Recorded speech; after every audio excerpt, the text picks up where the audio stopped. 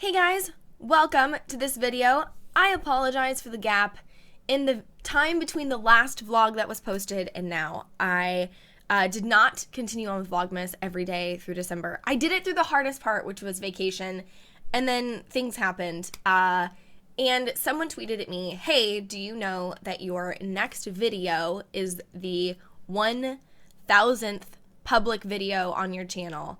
And for some reason to me, I got a lot of anxiety about that. I felt like I should do something to celebrate or to make note of that occasion. There have obviously been other videos that have come and gone and been deleted and removed from the channel and whatever reasons. But as of right now, this is the 1,000th video that I have posted on my channel. And so I didn't want to continue posting vlogs and then later go back and say, hey, I'm gonna post a thing about that thing that happened 2 weeks ago where I had 1,000 videos on my channel. And so I wanted to sit down and make this, and because of Christmas and everything else, I'm now getting time to sit down and do this video now. So, as the title of the video says, what have I learned doing 1,000 videos on YouTube? There's a lot of things, and I'm gonna try to make it short and sweet. I have some notes, so I want to go over that. But before I say anything, I want to tell you guys that it has been a crazy ride. In fact, I just went to verify when my first video was posted and watched my first video, and I got about 30 seconds in and was like, I have to do a reaction video of my first video because it is, y'all, I am a very different person, and it has been an amazing almost 5-year ride. It'll be 5 years in May that I've been posting videos. My channel is older than that. But it's been 5 years. It'll be 5 years in May. So 1,000 videos over the average of about 5 years. That's 200 videos per year, which isn't terrible. Actually, I feel like I've not posted. Now, obviously, when I was doing YouTube actually full time, and prior to, even when I first started working at Twitch, but even before that, I was posting videos almost every single day, gameplay videos, vlogs, all kinds of stuff. I was really, really heavy into YouTube, and that has obviously slowed down in the recent past, but we'll get to the end of what's going to happen going forward at the end of the video. But 200 average videos a year over the course of 5 years is not terrible, and so I've learned a few things. I also want to remind people that when I got into YouTube, I wasn't watching YouTube videos. I got into YouTube completely on accident because I met someone playing video games who was a YouTuber in the Littlewood, and he got me into doing this.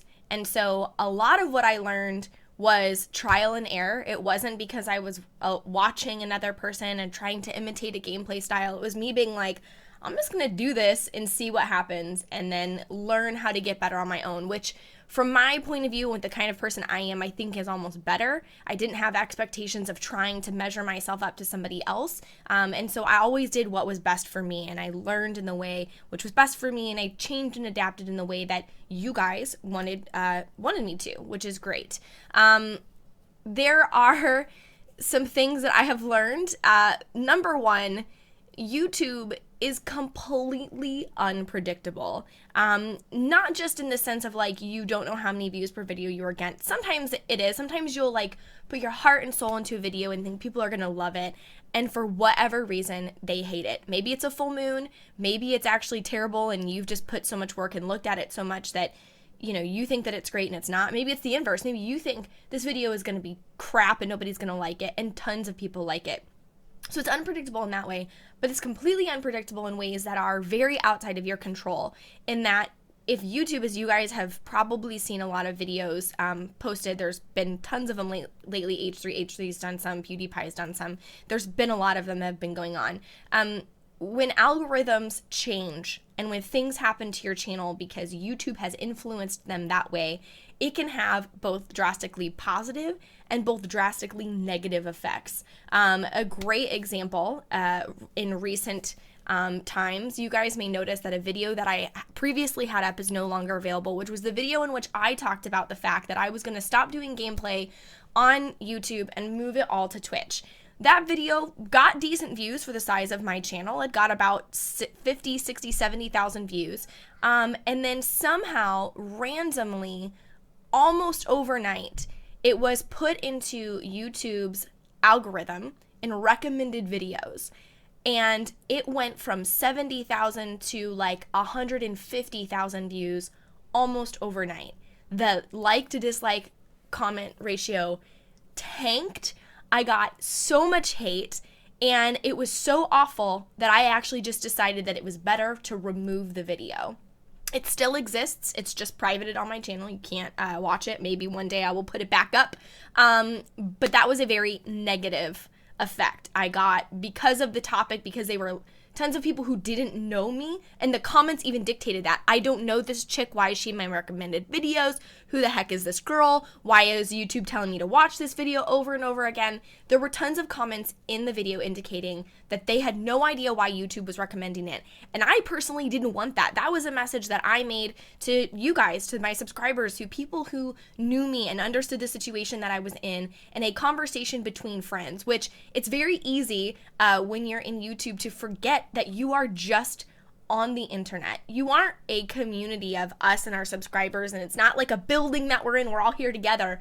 It's just an open field, and anyone can hear what I'm saying and see what I'm doing and judge and critique and do whatever they feel they need to do to express their opinion, because it's the internet. And it was a very negative experience for me. Now, I have had YouTube friends who YouTube has adjusted an algorithm, and it happened to, oh my God, Chad, where for some reason, for like a week or something, he was in the recommended videos section of all of Felix PewDiePie's videos, and he got tons of subscribers, he got tons of views, people were being positive, they were interacting with him, and it helped him build a new subscriber base, which can be, again, super duper positive. So YouTube is unpredictable. You can wake up one day and find out that a video has been done something, or they have changed an algorithm, and or they change the way in which sub-box messages are delivered, and it can either help you or hurt you. But it is very, very unpredictable. And because of that, I've also learned that starting an audience who is based on you as a person is probably the most important. With shifts and changes in the way that YouTube works and the way that just culture in general work, if you build a channel that is based off of you playing one game all the time and that's all you do, that's great. And you build an audience and you build yourself that's dedicated that way. From a business standpoint, it's not very smart, because it's harder to secure sponsors sometimes other than with that company, because you don't want to play another game because people want you to play that game. That's what they expect. It's what they're used to. They're not used to seeing you doing other things. But it's also difficult because if someone's bought into your specific content and not you as a person, if that game changes, or if that specific thing that you're doing, DIYs or whatever, doesn't continue on the trend of rising in popularity and it starts to fall, that then negatively affects your channel. Just like me with my gameplay, I was doing gameplay on the channel, almost only gameplay with a vlog sprinkled here and there, and then that slowly started changing as I started traveling more and doing it. So I had a slower reaction, but when my gut was, I'm going to just not do gameplay anymore on this channel, I lost a ton of subscribers, and I have never recovered since then. Part of it has been because the schedule upload is inconsistent, which is my fault, so consistency is also important. But part of it is because people were bought into watching me play games. They wanted to see the games. They wanted to see the relationships that I had with other YouTubers. There's tons of people who said, I haven't watched you since you did a collaboration with X person, because I used to do collabs with specific people very often, and I don't anymore. So there have been those situations where people don't want to watch anymore because they weren't bought into the content as me as a person. So if I could go back and redo it, I would have started doing vlogs sprinkled in a lot more. I would have made it about who I was as a gamer and who I was as a person, and maybe not necessarily the game itself, because that has hurt me in a negative way. Now, other people may not agree with that. They may say that it's a little bit different, but I would go back, me personally, and knowing kind of the feedback that I've gotten from you guys, and that's what I would do. That being said, when I originally started doing vlogs, I was like, oh, this would be easy. I'll just take my camera and then I'll just put the footage in and it'll be great and it'll be easy. And I can like totally do that every day.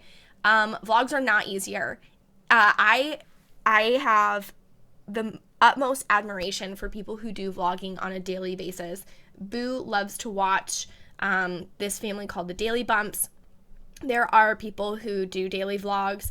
Casey Neistat did it for a really long time, and I completely understand what he was saying, where after a while, it is so hard. You have to think of things to vlog. It's hard for me to like take a picture every day because I'm sitting in my office in a t-shirt and jeans, and I don't want to take a picture in t-shirt and jeans every day, and 90% of my photos are the same thing. That's just not interesting. I wouldn't want to see that if I were subscribed. To be like, come on, think of something new, right? You guys want to see new and original content, and that's not what life is. Life can be very repetitive, especially for someone like me who is a mom and works a full-time job and does YouTube when I can. I produce and I edit content when I can. And so most of the time I'm not, which is why it's easier for me to do things like live streaming, because I just turn the game on, I play, I interact with you guys, and then I'm done. There's no extra work required. It's much easier to do live streaming than it is to do YouTube, 100%. And vlogs are the same way. Vlogs are not any easier than gameplay content because you have to think about, okay, this is what I'm going to talk about, and today I'm going to do this, and this is the thing that's interesting today, and here's what I'm going to share, and here's like the thing that I want you guys to get out of it. And it's very taxing, time consuming, in addition to the fact that they are very invasive in your life. I was doing vlogs a lot. I've, started bringing Boo into my videos, and I thought I did a good job communicating, the desire and why that decision was made. And I still get tons of criticism and feedback, and you're doing it too much, and now you're not doing this. And hey, people are going to judge me because I spent too much money on shoes, or whatever. And what you see in vlogs is only 10% of what actually goes on in my life. And so they are very invasive. They are not easy. They take a lot of time and effort. Vlogs are not the easy way to go if you want to be a YouTuber. None of YouTube is easy. There is no easy solution. There is no quick way to make it big on YouTube. In fact, I think a lot of it's luck. Honestly, I will be very clear with you. I think a lot of it's luck. I happened to meet the right people and become friends with the right people, and they helped my channel grow. And then in addition to that, I started at a time when there were not a lot of females who were in gaming, and I had a specific demographic. I have a different demographic than other female gamers, and it just worked for me. All the factors combined, and it worked. So there's not an easy way. Part of it's luck, part of it's dedication, part of it's hard work. And I will admit that I have let the hard work part go because it takes a lot of time to do videos, as I said before. I have learned that it is almost impossible to do YouTube full-time while having a full-time other job. I was paying an editor for a while, and I was going in the red with my YouTube revenue. I was literally spending more than I was making on having gameplay videos edited for YouTube. It was not a viable solution to continue the channel, which was another reason why I opted to make the switch to doing stuff live instead of recorded. And also, it is hard to do YouTube full-time, and it's not for everybody. I have said this in a panel that I did with like Jack Septiceye and a couple other people. Sonia, oh my god, it's Firefox, was on that panel. I think Jordan was on that panel. It was at VidCon last year, and I was very candid and clear, and I said, I don't think that YouTube is for everybody. I think that you don't understand the ups and downs and the highs and lows that you experience YouTube until it becomes your main gig, until you are dependent on thousands of people to make you money. It's not just up to your hard work. It's also up to YouTube's algorithms and people to watch the video and people to do that. And you are constantly at the mercy of people's opinions. You have to post things that you think people will watch. You have to listen to criticisms and feedbacks, and your life becomes about numbers. And I am not good at that. I have enough anxiety and problems with my self-esteem that relying on basically whether or not people like me to succeed is terrifying. In addition to the fact that it is not a steady income. I had more steady income as a waitress than I would ever have with YouTube, because ad CPMs go up, they go down, they go up, and you can kind of predict the trends, right? But you also can't. It's not something where you're just gonna always do this. I have many YouTuber friends who did this and now are here, and now they're here, right? Like they were peaked here and now they're like back down, and they're kind of floating in this like mid thing. And it's really hard to go like, well, people used to like me, why don't they like me anymore? It is very, very difficult, and it is not for me. So I will continue doing YouTube. I will continue posting videos. I will continue posting vlogs. My goal, knock on wood, is to make some kind of commitment to do a consistent uploading schedule on my channel for the year. Whether that's 2 videos a week minimum and then sprinkled in when I can, that would probably be my goal. I would probably say I would like to do like 2 or 3 videos a week on YouTube consistently, like Tuesdays and Thursdays, and those are my video days. And oh, it's Tuesday now. That would work. Ha! Okay, so like Tuesdays and Thursdays, and then going forward doing that, and then extra videos when I can.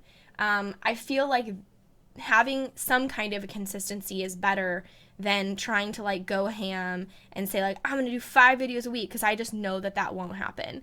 So it is very important to do consistency, and I will continue posting videos. I'm never gonna stop. I enjoy the interaction that I get. So having said that YouTube is not for me full-time, I've also learned that the rewards that you get from being a YouTuber, full-time or not, are absolutely amazing. Like, sponsors are cool, great. The extra income is great. It's helped me do a lot of things with Boo and provide her things that I wouldn't be able to do otherwise, and I'm very thankful for that. But I'm most thankful for the experiences that I've gained that money couldn't buy me. Being able to meet you guys, having the binder that I have that I continue to add things to every time I get a letter from people saying, you helped me, this was great, I appreciate X, Y, and Z. Those are things that I appreciate the most, and those are things that are worth the algorithm changes and the unpredictability and the hectic schedule and having to deal with people liking me as a gauge of my success. Those things to me have been worth it. Being able to help one person or 2 people, and in my case hundreds of people, have been worth it. I wouldn't trade that for the world. I am thankful that YouTube allowed me to have the career that I have with Twitch. It is more than anything I could have ever dreamed possible when I was thinking about what I wanted to do when I grew up. It has provided me with more opportunities and friendships and people that I couldn't have done without YouTube. So it was worth it to me.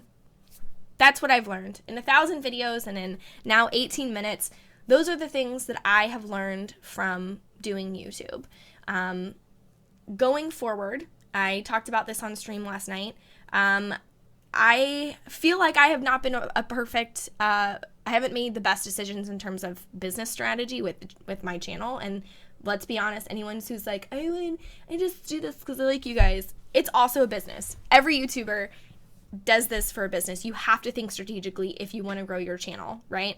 And me making the decision to completely remove all gameplay was not the best decision. I got feedback from you guys saying that you couldn't watch live streams because your internet wasn't that great. VODs are hard to watch sometimes for people. They're not organized. There's not notifications unless you make an account, follow the channel, set notifications. It does take a lot of work. I have had so many people flock from YouTube to my Twitch channel and tell me that they made an account just to watch them, and they've been really supportive. They've subscribed to the channel on Twitch, which is great. But there are those of you who aren't able to do that. And the feeling that I have alienated you guys, and I'm hearing that from you, that's what you feel. I truly do apologize for that. That was never my intention. I was like, well, it's free. You don't have to make an account. You can go, you can watch, like they're there. You can use your computer, you can use your phone. You just download the app. It's free. Like nothing's gated. The content is not gated at all. But I also know that the behavior patterns of people on YouTube are used to, this is a long video for YouTube. A 19-minute video of me talking about what I've learned is a very long video. YouTube is used to 4 or 5 minute videos, not 2.5, 3 hour live streams. It's just a different pattern of behavior and thinking, and there are studies to back up the user differences between someone who watches YouTube and someone who watches Twitch. Like, those exist, and we know that. And so that format is not always the best for the people who are here. And so I am going to try to change that going forward. The goal is that I am setting a level on Twitch when I hit a certain number of subscribers of paying a editor to, at one level, put all of the clips of the funniest moments from my streams into a video, and then those will be posted here and also on Twitch. So if you want to see the best moments of what happened this week in live streams, you can see those.